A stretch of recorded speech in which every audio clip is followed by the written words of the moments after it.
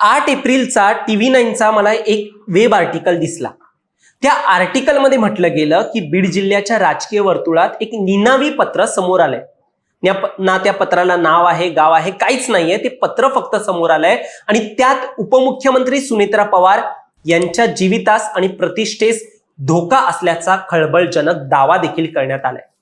राष्ट्रवादी काँग्रेस अजित पवार गटाच्या बीड जिल्हाध्यक्षा प्रज्ञा खोसरे या भोंदूबाबा अशोक खराच्या हस्तक असून त्यांच्यापासून सुनेत्रा पवार यांना धोका असल्याचं देखील याच नाव नसलेल्या पत्रामध्ये नमूद करण्यात आलं होतं।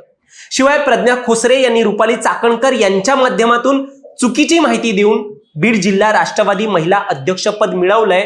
त्यांच्या या वादग्रस्त पार्श्वभूमीमुळे राज्याच्या पालकमंत्री सुनेत्रा पवार यांच्या जीवितास आणि सामाजिक प्रतिष्ठेस देखील एक मोठा धोका निर्माण झालाय आणि यामुळे खोसरे यांना तातडीने सर्व पदांवरून हटवण्यात यावं अशी मागणी याच नाव नसलेल्या पत्रात करण्यात आली होती।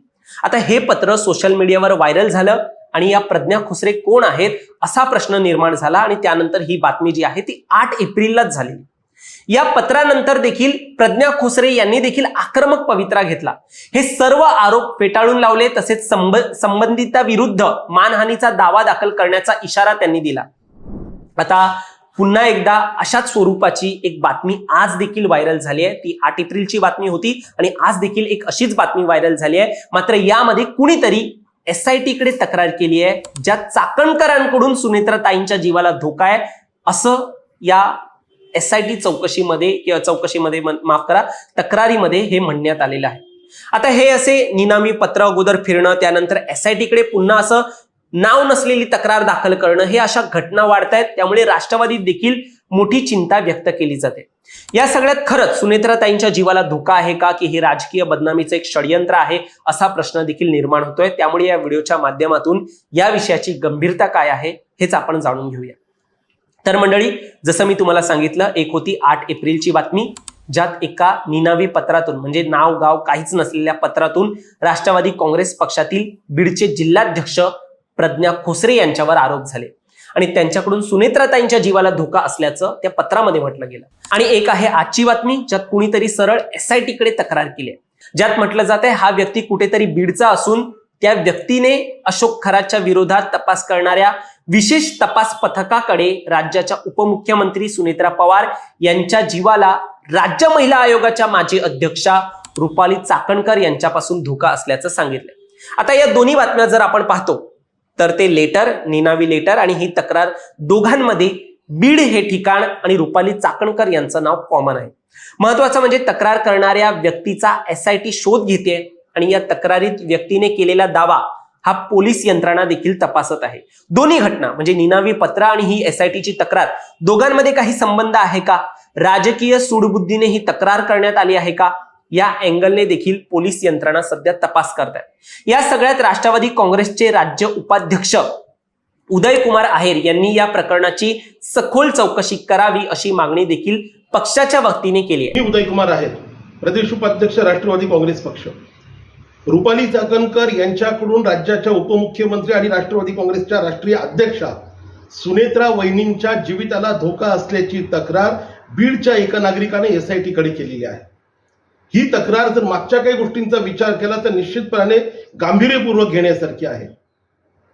दादांचा झालेला अपघाती किंवा घातपाती मृत्यू, त्यानंतर उघड झालेले भोंदूबाबाचे आणि VSR कंपनीचे, विमान कंपनीचे संबंध, त्यानंतर उघड झालेले रुपाली चाकणकर आणि भोंदूबाबा यांचे असलेले गुरु शिष्य किंवा काय ते नाते, त्यानंतर वहिनींनी घेतलेला रुपाली चाकणकर यांचा राजीनामा, दादांच्या बंगल्याबाहेर झालेल्या त्या सगळ्या काळ्या पूजा, या सगळ्या गोष्टींचा एकत्र जर विचार केला तर ही जी तक्रार करण्यात आलेली आहे ही गांभीर्यपूर्वक घेण्यासारखी आहे।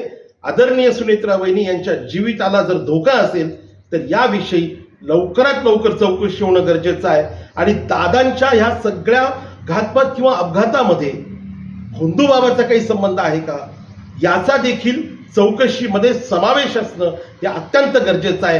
राष्ट्रवादी काँग्रेस पक्षाचा प्रदेश उपाध्यक्ष म्हणून मी पक्षाच्या वतीने ही मागणी या निमित्ताने करतो आहे।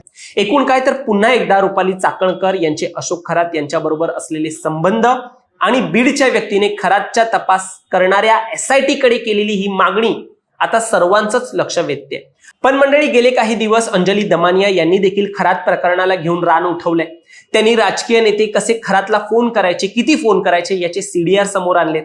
पुन्हा खरातची जी संस्था आहे त्या संस्थांनी दादांच्या निधनादरम्यान काही आर्थिक व्यवहार केलेले आहेत, मोठ्या प्रमाणात आर्थिक व्यवहार केलेले आहेत असं देखील माध्यमे सांगतायत. आणि चाकणकर यांचे खरात यांची जी संस्था आहे त्यांच्याबरोबर देखील संबंध आहेत असं देखील बातम्या आहेत. आता चाकणकरांबरोबर तटकरे आणि पटेल यांची देखील नावं सातत्याने जोडली जात आहेत. त्यामुळे हा जो विषय आहे तो मोठ्या प्रमाणात चर्चेचा विषय बनलाय. आता सध्या हे पाहणं महत्वाचं ठरतंय, हा निनावी पत्र व्यवहार करणारा कोण आहे. त्यानेच SIT कडे तक्रार करून अगोदर प्रज्ञा खोसरे आणि नंतर चाकणकर यांचं नाव पुढे आणलं आहे का, हे सगळं लवकरच कळेल. तरी देखील या सगळ्यावर तुम्हाला काय वाटतं, तुमचं मत देखील आम्हाला कमेंटमध्ये नक्की सांगा. धन्यवाद.